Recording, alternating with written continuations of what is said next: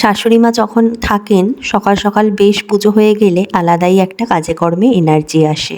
টিফিনে বানিয়েছিলাম সবার জন্য চিড়ের পোলাও, আর বাবা এনেছিল ইলিশ, ট্যাংরা আর সোনার জন্য শিঙি মাছ। দুপুরবেলা বেশ অনেকক্ষণ টানা ঝড় বৃষ্টি হয়েছিল, আর বিকালে আমরা সবাই মিলে একটু বেরিয়েছিলাম কাজের জন্য।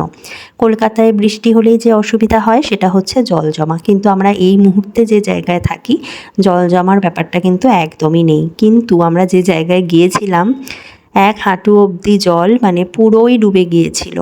যাই হোক, ঘুরে ফিরে এসে সন্ধেবেলায় একটু মুড়ি মাখিয়েছিলাম আর সাথে ছিল চা।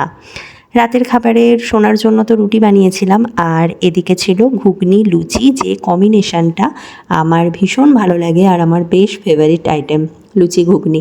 তোমাদের কার কার পছন্দের খাবার সেটা অবশ্যই কমেন্ট করে জানিও। তো চলো আজকের মতো আসি, আবার দেখা হবে নতুন কোনো ভিডিও নিয়ে। সবাই ভালো থেকো, বাই।